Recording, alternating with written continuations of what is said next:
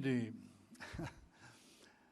In January of 2002, in order to follow AB 939, the County Board of Supervisors for San Diego directed the staff to come up with a plan to get us to 50%, maintain that 50%. We looked at the waste stream going in, and about a third of it was C&D materials, and a third is organic, so we've picked both of those as our major topics for our program in the past 4 years. We started on C&D. The first thing we did was to find that the Integrated Waste Management Board had come up with a model ordinance, and then we checked with all of the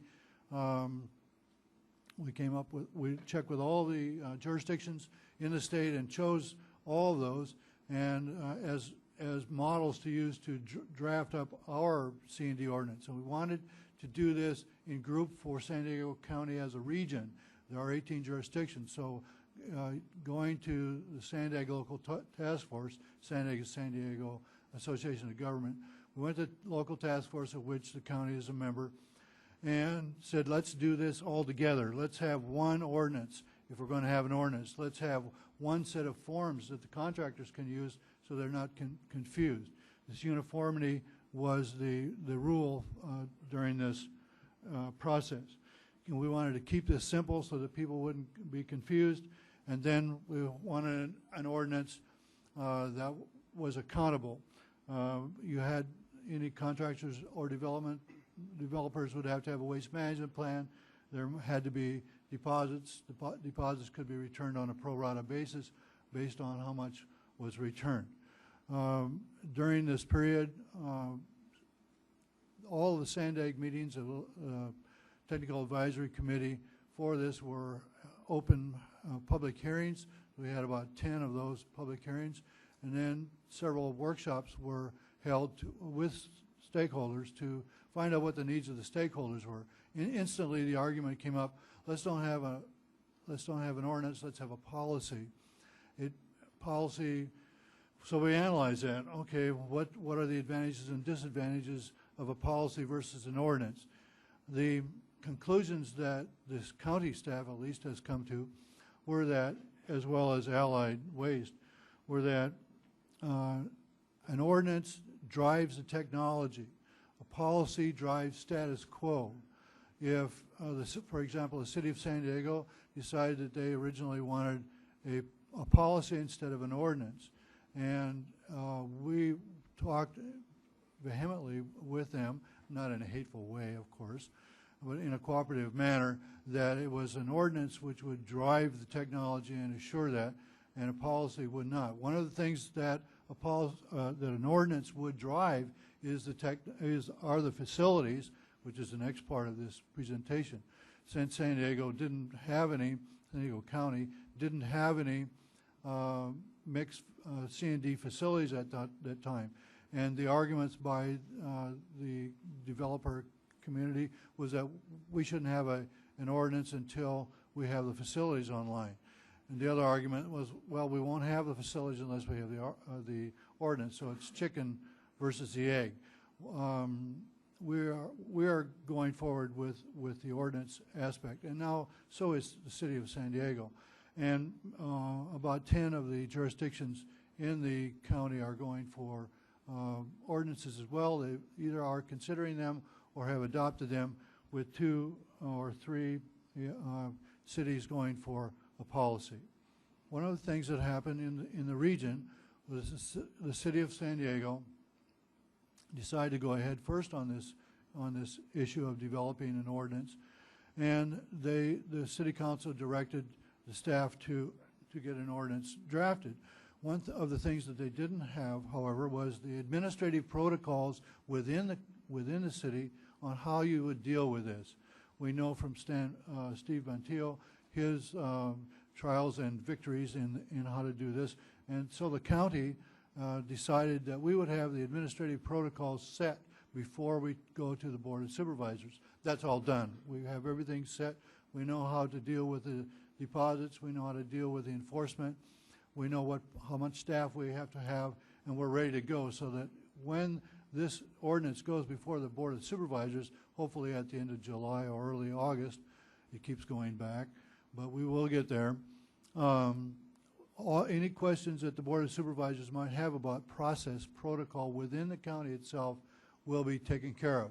At the same time, we've also written a policy for the county administration on how they should handle, or how we should handle, C&D issues, because we realize that it's not fair to require developers and contractors to follow a C&D ordinance if the county itself is not doing that, because we are a very large constructor of various projects. So that's only taken us 4 years to get to the point where we've now worked out all of the issues, and I mean all of them. We have 2 things to do yet, and we'll be ready to go forward for that, to present that ordinance to the County Board of Supervisors. The next thing is the C&D facility itself. We understand the concerns of the developers when they say, why should you force us to abide by a C&D ordinance when there's no place to take this stuff? It's obvious. So we decided to use the international development model for the county on matching funds. We had $400,000 in our accounts, which were earmarked for this kind of activity, and we put up $400,000 on an RFP process, open bidding process, saying that if we figured it would take in the minimum $1.2 million to build a mixed C&D facility in the county, so we'll put up $400,000 as seed money. If you guys, you the winning bidder, the developer will put up 2 to 1. Well, so we put out the RFP, and we had a number of criteria which were necessary in that RFP to get the facility going. I'll talk about that. We had 2 bidders, and the winner of the competition was Sanco, which is a co-company of EDCO, one of the largest companies, integrated waste management company in San Diego County. And they're not putting up 2 to 1, they're putting up 8 to 1.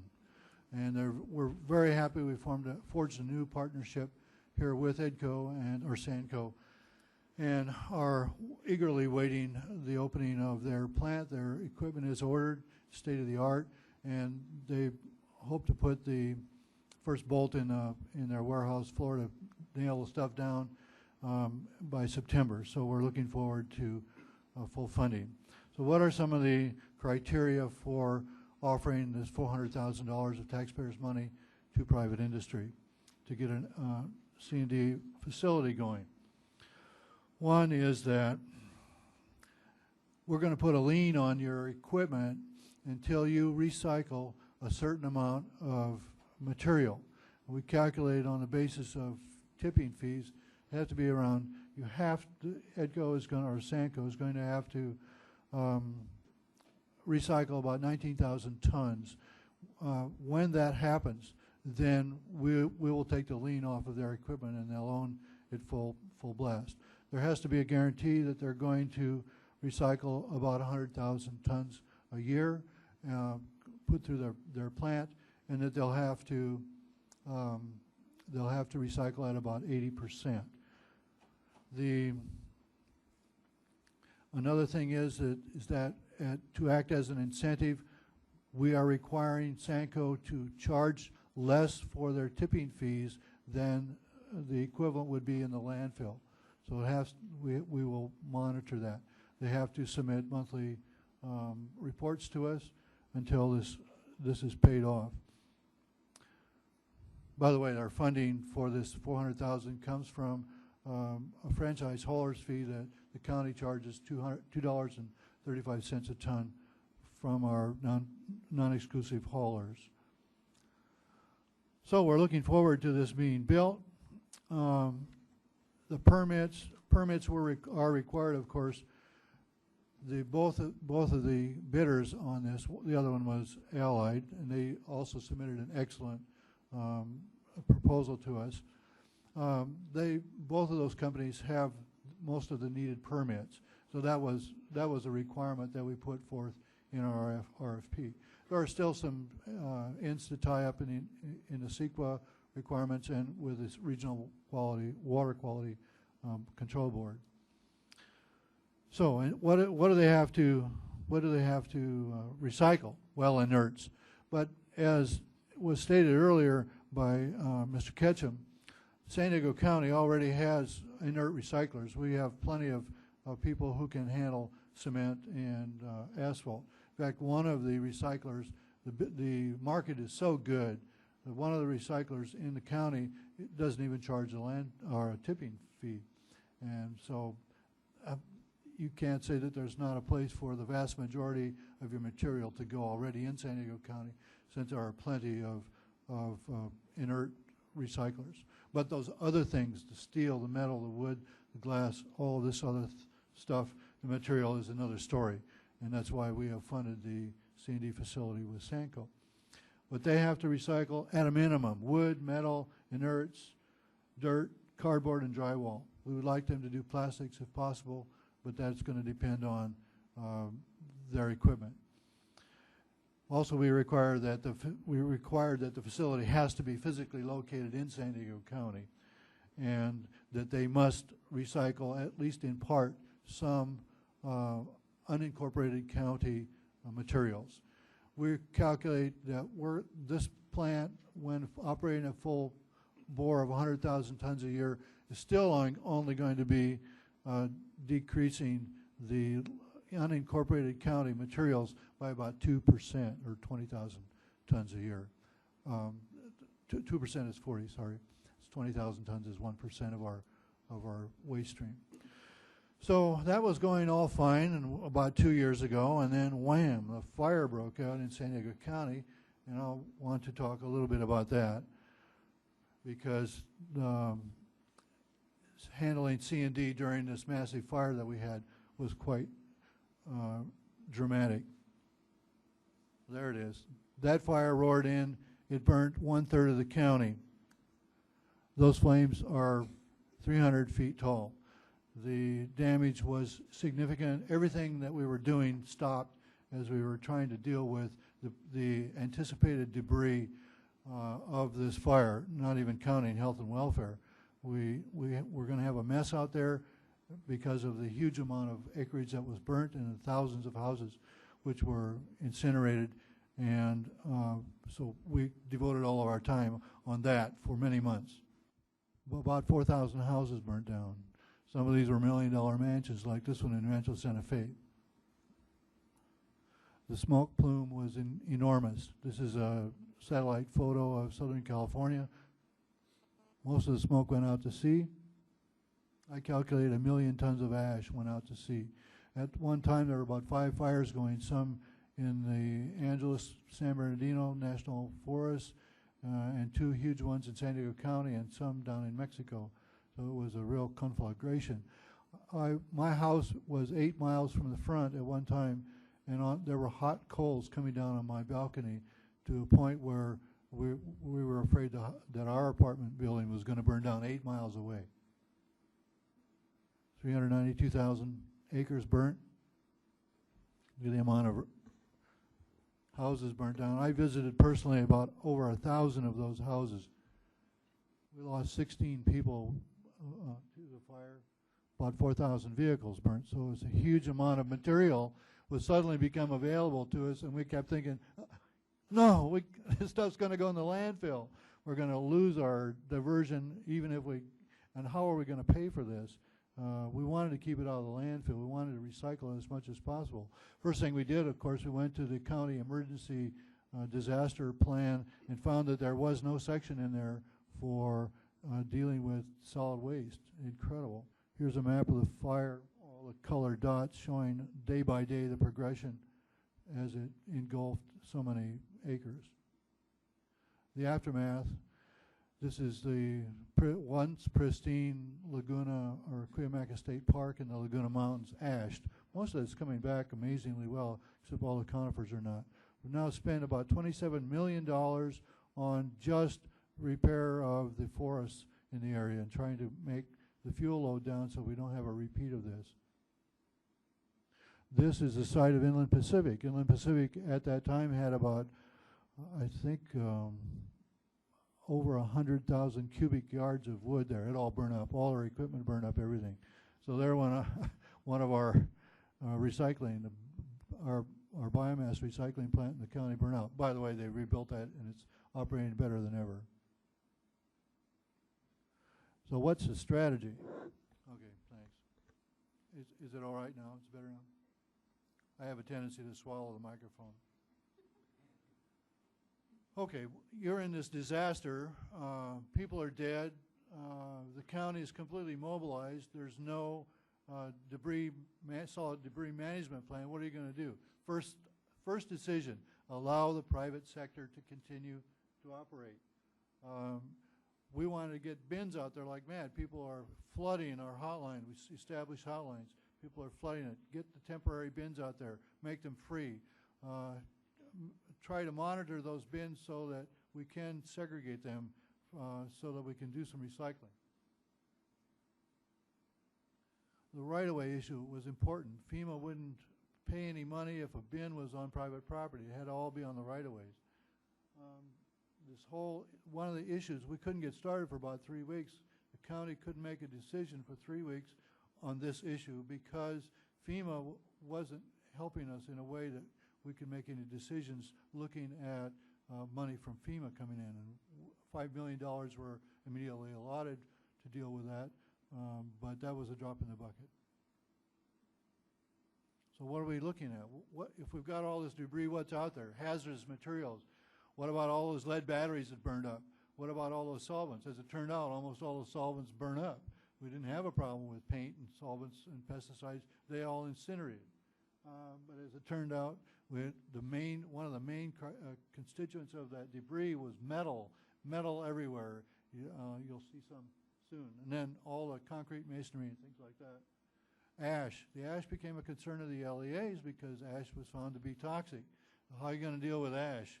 How are you going to dump ash into the bins? And then if it's hazardous, where are you going to dump it?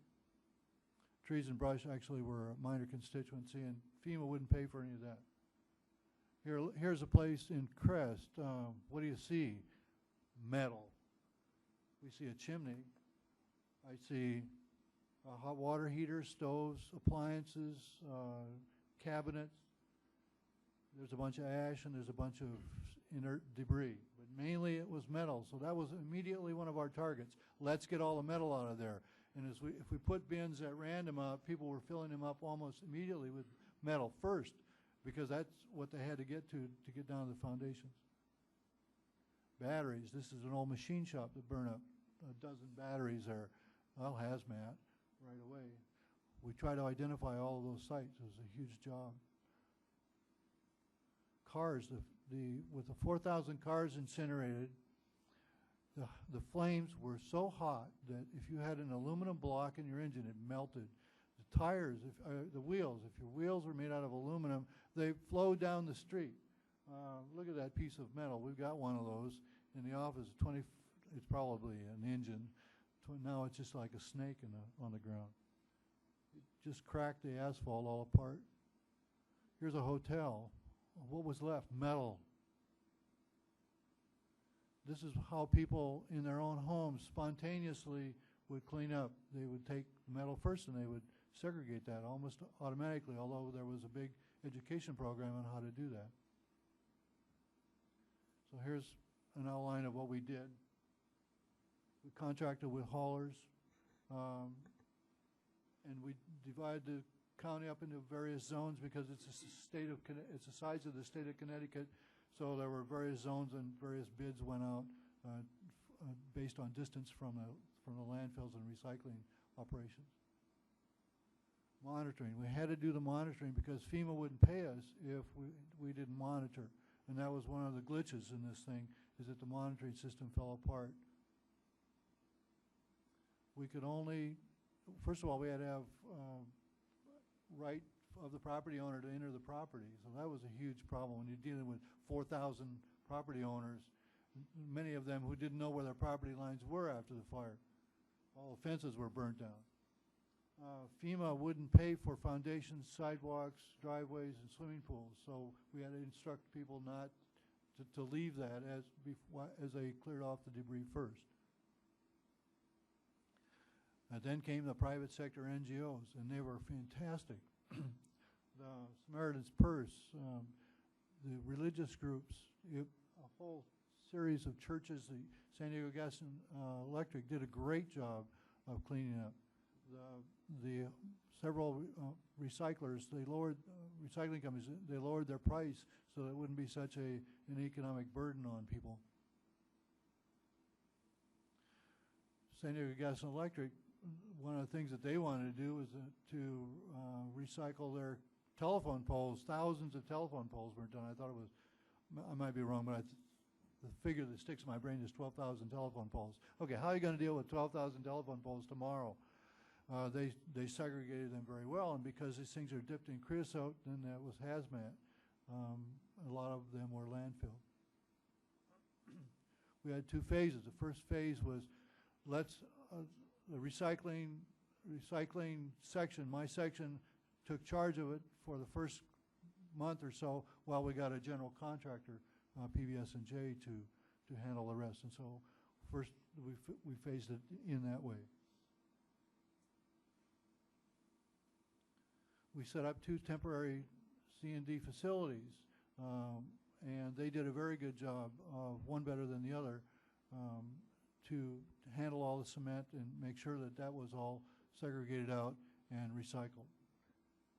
And 42,000 tons of that went through those 2 recycling centers. We had these large community drop-off bin sites. This is in Julian.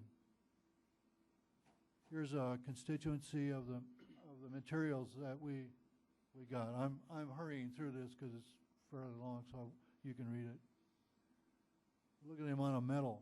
Still, 57% was trash that we could own because we didn't have the facilities. We couldn't mix it out. If we would have had our mixed C&D facilities, we could have handled this emergency in a much better way. Look at that very low recycling right there, 24%. Here are those 2 C&D facilities we set up. They had a 92% recycling rate, so they did very well. And overall, it was we came up with a 58% recycling rate, which I don't think is too bad, considering that this didn't even exist in our emergency plan when we started. Compared to other big fire events in California, we had differences, less debris than the versus compared to concrete. I think that is due to our segregation of materials. Lessons learned, lots of them. First of all, you learn to work 80 hours a week real quick. Have a plan.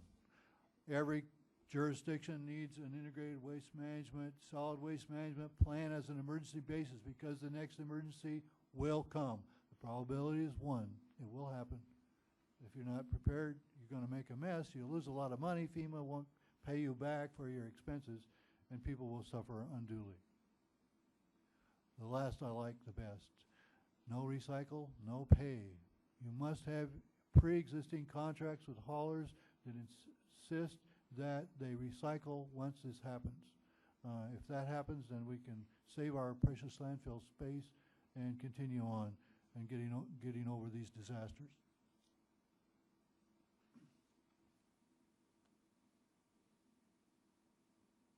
Look at item 2 there. The private sector recycled significantly more than the public sector did. In this case, I was responsible for the public sector, so it's my fault. You've got to have incentives to recycle.